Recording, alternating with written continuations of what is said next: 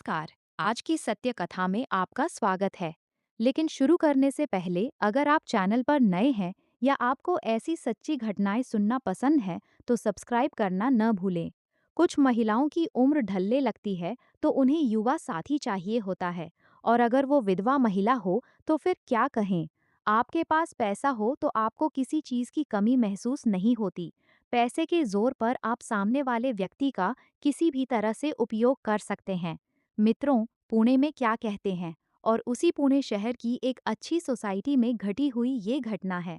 पति का निधन हो गया। घर में बेटी और उसकी माँ ऐसे दोनों रहती थीं। कुछ समय बाद बेटी का विवाह हो गया और वो महिला अकेली घर में रहने लगी। अब घर बड़ा था, इसलिए खाली पड़ी रूम किराए पर देने का उसने सोचा। उसके दिमाग में विचार आया कि किसी गेस्ट को अपनी रूम में रखना है, और एक कॉलेज के युवक को एक रूम किराए पर दे दी। लेकिन जब वो युवक रूम में जो कुछ कर रहा था, उससे उसकी मानसिकता बदल गई, और आगे जो कुछ हुआ उसे सुनकर आप हैरान हो जाएंगे। तो मंडली, स्वागत है आप सभी का आपके मराठी चैनल में। इस घटना को पूरी तरह जानने के लिए आपसे मेरी एक आग्रह भरी विनती है कि वीडियो को लाइक करें और चैनल को सब्सक्राइब करना न भूलें। मंडली, ये सच्ची घटना है हमारे महाराष्ट्र के पुणे शहर में। पुणे शहर में एक प्रसिद्ध सोसाइटी है। इस इलाके में माधुरी नाम की महिला रहती थी।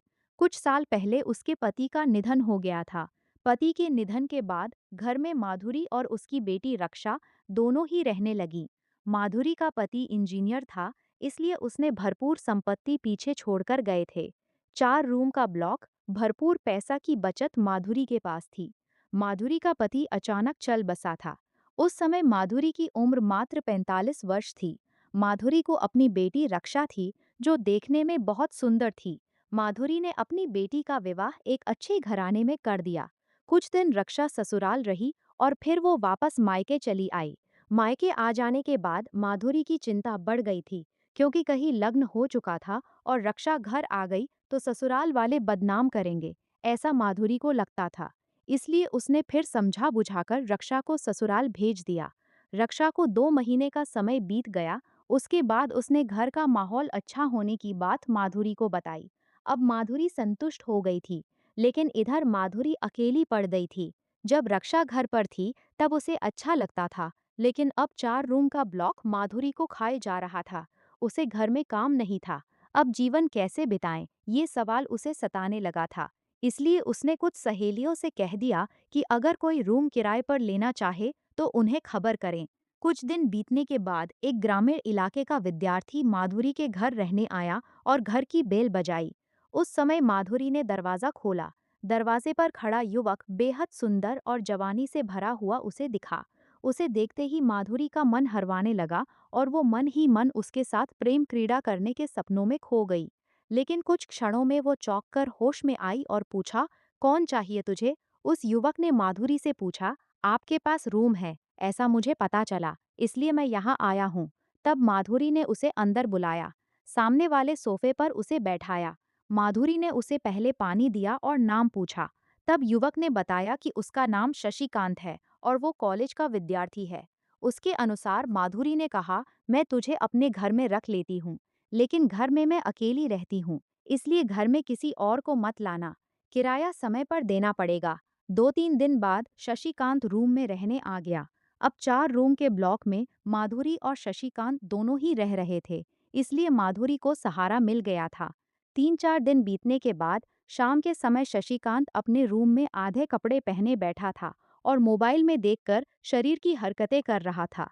दरवाजा बंद था, लेकिन माधुरी खिड़की से उसे देख रही थी। उसके शरीर पर ज्यादा कपड़े न होने के कारण माधुरी के मन में घबराहट शुरू हो गई। युवा शशिकांत का खुला शरीर देखकर माधुरी बेडरूम में चली गई।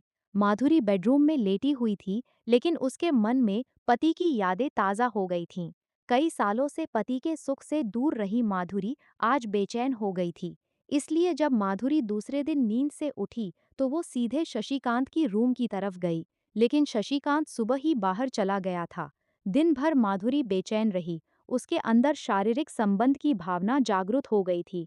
उसकी आंखों के सामने शशिकांत का शरीर नहीं जा रहा था। जो करना है वो अब शशिकांत के साथ ही करना है, ऐसा माधुरी ने फैसला कर लिया था। उसके पास सब कुछ था, लेकिन पुरानी यादें ताज़ा हो गई थीं। इसलिए माधुरी शशिकांत का इंतजार कर रही थी। शाम के समय शशिकांत घर आया, तब माधुरी ने उसे घर पर ही रोक लिया। बाहर जाते समय बता जाना, ऐसा वो शशिकांत से कहने लगी। शशिकांत ने सिर हिलाकर हामी भरी। कुछ देर बाद माधुरी ने शशिकांत को चाय दी। माधुरी ने शशिकांत से कहा, 2 महीने का किराया तुम्हें पहले ही देना पड़ेगा। तब शशिकांत परेशान हो गया, क्योंकि गांव में माता पिता की गरीबी थी, इसलिए किसी तरह पढ़ाई चल रही थी। उसने माधुरी से कहा, अभी पैसे नहीं है, महीना पूरा होने पर दे दूंगा। लेकिन माधुरी अड़ी हुई थी, मुझे पहले पैसे चाहिए, तभी तुम यहाँ रह सकोगे। शशिकांत ने कहा कि अभी पैसे नहीं हैं और रूम में चला गया। कुछ दिनों में मैं छोड़कर चला जाऊंगा, उसने माधुरी से कहा। अब शाम का समय हो गया था। जो बात कल माधुरी ने देखी थी, वही शारीरिक भावना उसके मन में खेल रही थी। उसे 2 महीने का किराया नहीं, बल्कि शशिकांत के साथ कार्य करना था। इसलिए वो शशिकांत को रोकने की कोशिश कर रही थी। शशिकांत रूम में कपड़े बदल रहा था, तब माधुरी ने कहा, मेरा एक काम करेगा क्या? अगर तूने ये काम कर दिया तो तुझे मुझे किराया देने की जरूरत नहीं है। तब शशिकांत हैरान हो गया। बताइए, मैं आपका क्या काम कर सकता हूँ, लेकिन मुझे घर से बाहर न निकालें। घर की स्थिति गरीब है, इसलिए मैं किसी तरह पढ़ाई कर रहा हूँ। माधुरी ने सीधे शशिकांत से कहा, जो तू कल कर रहा था वो मैंने देख लिया है। मोबाइल में देखकर तू नंगे होकर क्या कर रहा था, वही मुझे तेरे साथ करना है। माधुरी के ये शब्द सुनकर शशिकांत के कान पर पड़े तो उसे पसीना छूट गया।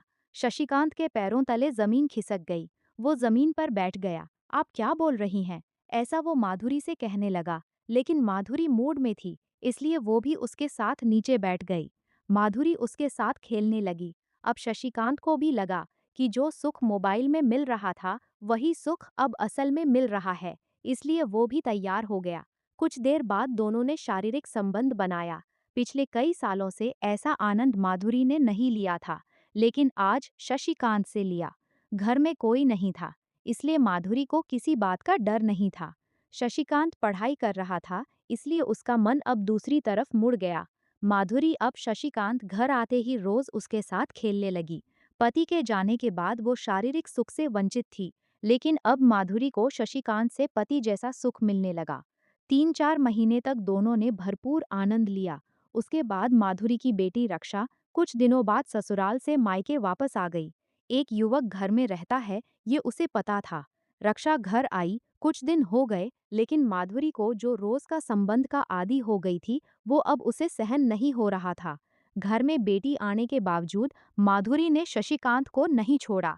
रात के समय आई शेजार में सोई हुई थी। रक्षा को अचानक नींद टूट गई। तब शेजार में माधुरी नहीं थी, इसलिए रक्षा बाहर गई। तब शशिकांत की रूम से उसके कान पर आवाज पड़ी। तब उसने खिड़की से देखा। उस समय शशिकांत और माधुरी का कार्यक्रम चल रहा था। दोनों को एक साथ देखकर रक्षा हैरान रह गई। उसे एक तरह का झटका लगा। सुबह रक्षा ने माधुरी से सवाल पूछना शुरू किया। तब माधुरी ने कहा, तू शांत बैठ, तुझे कुछ नहीं समझ आता। उसे चुप करा दिया। रक्षा ने कहा, तुम पिता को धोखा दे रही हो। ऐसे शब्दों में उससे झगड़ना शुरू कर दिया और उसी दिन उसने नजदीकी पुलिस स्टेशन पहुंचकर शशिकांत और माधुरी के संबंध की जानकारी दी। उनके खिलाफ शिकायत भी दर्ज कराई। तब पुलिस ने शशिकांत और माधुरी दोनों को हिरासत में लिया। दोनों से पूछताछ की। तब शशिकांत ने कहा, मैं पढ़ाई कर रहा हूँ, मैंने कुछ नहीं किया। जो कुछ किया वो घर मालकिन माधुरी ने दबाव डालकर मेरे साथ किया। माधुरी ने भी सब मान लिया। मेरी गलती से शशिकांत फंस गया है, उसने कहा।